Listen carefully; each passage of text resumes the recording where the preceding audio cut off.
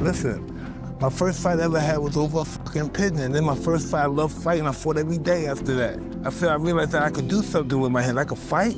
I just fought every day. Every day. And now I became Mike Tyson from this these fucking pigeons. I don't care about championships. I've already done that. It's something else now. It's more than skill. It's unbreakable mindset. Sometimes you gotta remind them. I'm built for this.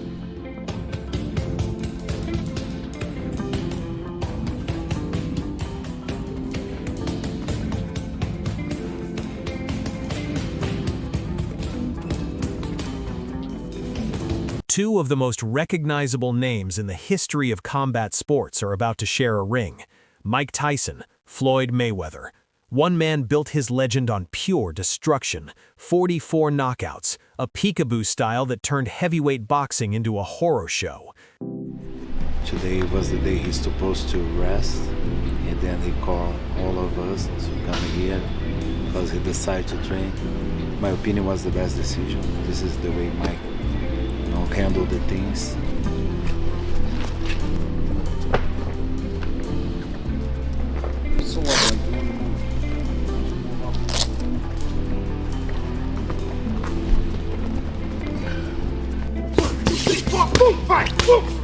Mike, by yourself, Jan.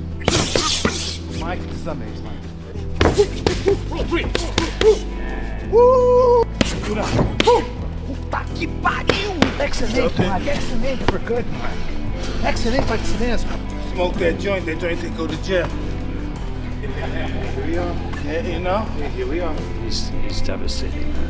5, 4, 3, 2, and 1. The level of the game invents itself. People that participated add to it. The other built his on something almost the opposite. Never getting hit, never bleeding, never losing. 50 fights, 50 wins, 0 blemishes on the record. Of course! Retired by the 3rd round. Of course! You know my saying? Everybody know my saying? Hard work is easy work. I'm putting to the easy. Well, I commend Tyson because he's one of the guys that paved the way for me to be where I'm at. You know, he's a legendary champion. And the only thing I have to say about Mike Tyson is everyone is always trying to judge Mike Tyson. He lived his life the way he wanted to live his life. No one can say what they would have done if they were in his shoes. Boxing will live on. You know, it's the Mayweather era.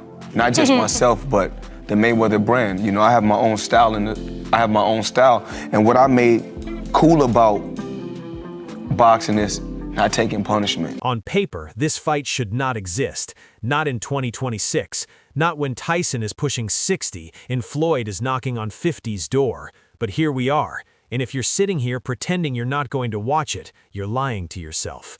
So let's break this thing down properly. No fluff, no hype.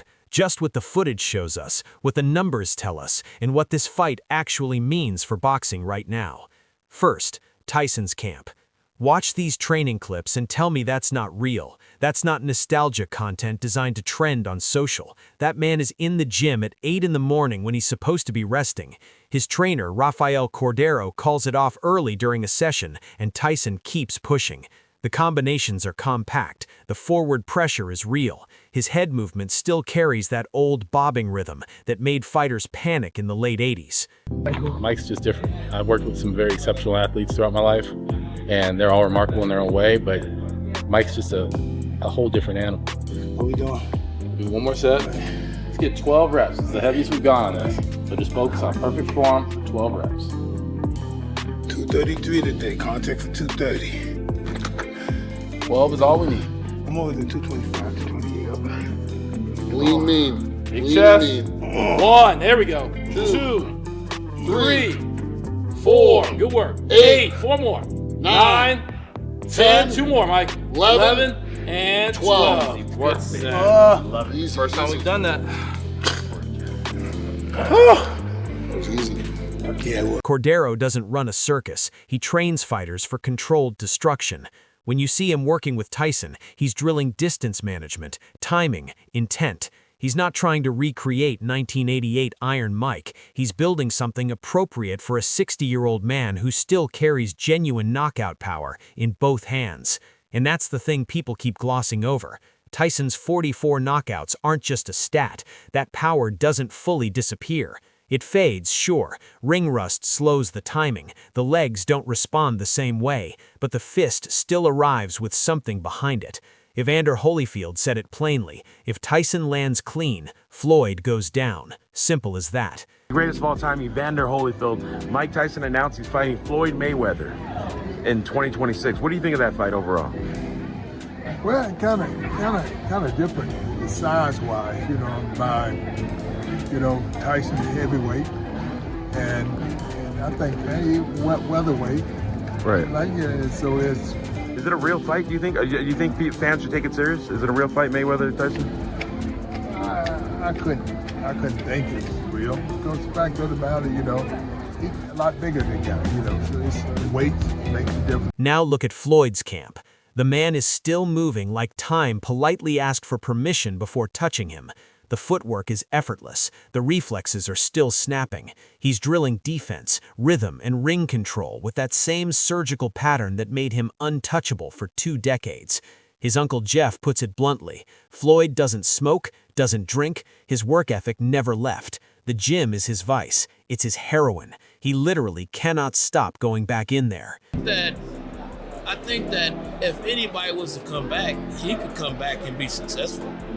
I mean, I don't think that, he doesn't smoke, he doesn't drink, and his work ethic, that still hasn't left. So, even though he's older, I think that he still can compete with these guys out here today. Obviously, it sounds like, first things first, it sounds like he's going to be fighting Mike Tyson. And in the Congo, I heard. But here's where it gets interesting. This is not a matchup of equals, not stylistically, not physically. Tyson is a heavyweight, a natural, born and bred heavyweight, who fought the best of his generation at around 218 pounds. Floyd made his bones at 130, moved up to 154, and now he's looking across the ring at a man who outweighs him significantly. Holyfield called it kind of different size-wise, which is the most composed understatement in boxing history. Size makes a difference. Weight makes a difference. One clean right hand from a motivated Tyson, and this entire narrative changes in about a second and a half. Listen, as I'm saying, we're different people. So Floyd likes glam. He's very glamorous, and this is what he likes. And I was very savage. I wanted that savage, dark, malevolent aura. I was just never the fly, slick black fighter. I was just very serious, and I was just very hard and mean. I didn't like the slickness. It was all about. What lessons do you think Pacquiao and Mayweather could learn from you in terms of life away from the ring? Well, Floyd seems to be going through some stuff like me right now, like realizing no one's his friend, and everybody's probably, even though I even hate to say it, because maybe everybody's kind of a little jealous of him, because he is Floyd Mayweather. I know these other guys got their money, but this guy is the champ of the world. It's hard to compete with that. So he's pretty big on those scales as far as on the celebrity scale. So he's gonna realize what life is all about and what friends are all about, and realize that we only have a few of them, and sometimes they're the only ones we got. They may not be the ones we want, but they're the ones we have. Sometimes we want to have glorious, glamorous friends, but they don't want to be our friends. So sometimes we have to deal with the hand that we were dealt with. The contrast is almost cinematic. Floyd is a master mover, a ring general who survives on precision and angles, making opponents miss and paying them for it in points. Tyson is a pressure machine who thrives on closing distance and detonating short, brutal shots from the inside. Floyd's entire career was built on not getting touched. Tyson's entire career was built on touching people so hard they forgot their names. So the question isn't just who wins. The question is whether Floyd can keep Tyson off him for enough rounds to make the size advantage irrelevant. And based on what we saw in the Jake Paul fight, where Tyson struggled to maintain pace and Jake was running in circles to survive the early pressure, the legs are the real story here. Daniel Cormier said it clean. Floyd is smaller. Floyd has slowed down, but even a slower Floyd will run circles around a 60-year-old Tyson. That's not a knock on Iron Mike. That's just physics. I respect these two men so great a degree that it's hard for me to almost make negative statements about them. But I think that our job as talking heads is to tell you the truth, regardless of how much you admire someone or the applause and adulation you have for them. You got to tell them. Now, let's talk about the elephant in the room, the one wearing a money clip. There are real, documented financial issues swirling around Floyd Mayweather, not gossip. Lawsuits, foreclosure reports, IRS debt rumors, unpaid jewelers. ESPN has reporting on a lawsuit Floyd filed against Showtime and advisor Al Heyman, seeking to recover north of $300 million that he claims was misappropriated through a long-running scheme of financial fraud. That's not a small claim. That's not a dispute over per diems. That is a man saying hundreds of millions of dollars were moved around without his knowledge. And on top of that, Business Insider has reporting citing an estimated $54 million in debt and multiple property foreclosures. Floyd's attorney denies financial distress, but the timing of everything tells its own story. The real estate moves, selling the private plane, trying to flip a Vegas property he reportedly ended up down on, fighting John Gotti III, fighting in exhibitions nobody watched but he still somehow got paid for. And now, this. Al Heyman, with the knowing and substantial participation and aid of defendants Showtime Networks and Steven Espinoza. Mayweather, who's 48, says he is owed at least $340 million and cites a complex web of hidden accounts, unauthorized transactions, and deliberate concealment of financial records as the reason he believes he's been defrauded from those funds. Heyman is not named as a defendant in the complaint, which is interesting because I misspoke and said he sued Al Heyman. He's essentially saying that Showtime and Al Heyman colluded to not pay him with Steven Espinoza, but then he doesn't name Heyman in the suit. Very odd. Anyway, it's a mess. Wade Pellmans called those smaller exhibitions bank robberies, but they were small credit unions. This fight with Tyson, this is the big score. And Mike Tyson knows the game. He's lived the collapse. He earned over $300 million in his career and filed for bankruptcy in 2003. He's come out the other side. He knows what it looks like when the money starts running out. And when asked about Floyd's situation, he didn't pile on. He said simply, "It's the art in handling money. If you can't master that art, you're screwed." Coming from Mike Tyson, that's not shade. That's wisdom earned through pain. But let's be fair here. The financial pressure isn't the only reason this fight is happening. Tony Jeff thinks Floyd only signed after watching Tyson barely move against Jake Paul. He saw the performance, looked at the size advantage, did the math, and figured it was a safe payday. That tracks. Floyd has always picked his spots. He waited until Pacquiao got knocked spark out by Marquez before agreeing to that fight.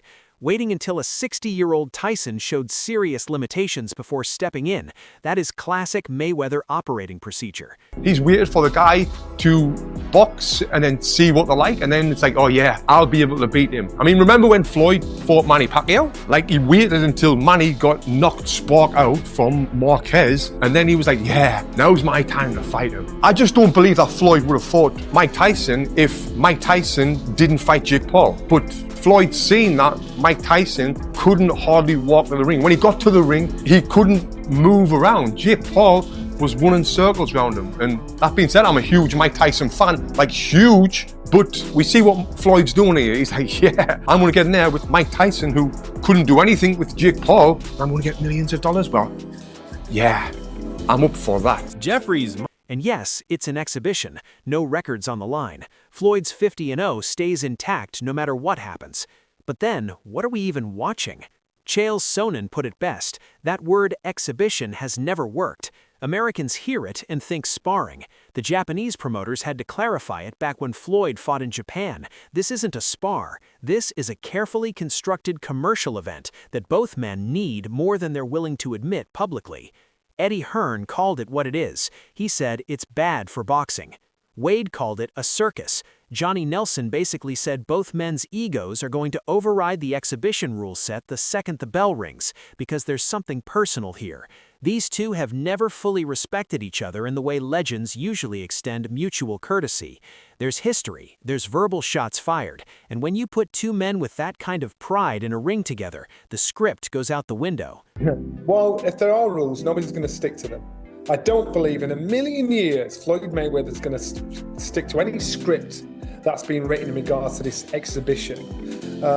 And I don't think Mike will either. I don't think if there's anything scripted, allegedly, they said with Mike and Jake Paul, I don't think whatever's written down, there's going to be anybody sticking to the rules, because this is beyond this, what we see on TV. This is this is personal. These two guys work together. So is this a travesty or a legendary moment? Honest answer? It's both, and that's boxing in 2026. The sport is in a strange place right now. The legitimate title fights are getting lost in the noise. The real champions aren't drawing the numbers. So promoters roll out the legends. Floyd, Tyson, Pacquiao rematch. It's Antiques Roadshow with gloves on, as Wade said. It's the WWE bringing out Stone Cold Steve Austin when the current guys aren't popping the crowd. But here's the thing about Antiques Roadshow. Sometimes the antique turns out to be worth something real. Tyson against Roy Jones was supposed to be a joke, and people loved it. The Jake Paul fight had real moments before the second half fell apart. And if Tyson catches Floyd early, if that right hand finds the chin in round 1 or 2, that becomes the most watched clip in boxing history, instantly. The danger is real, not because this is a legitimate heavyweight title fight, but because Mike Tyson still has the tools to create one iconic moment, and Floyd, despite being the smarter, faster, younger man in this matchup, is the smaller man.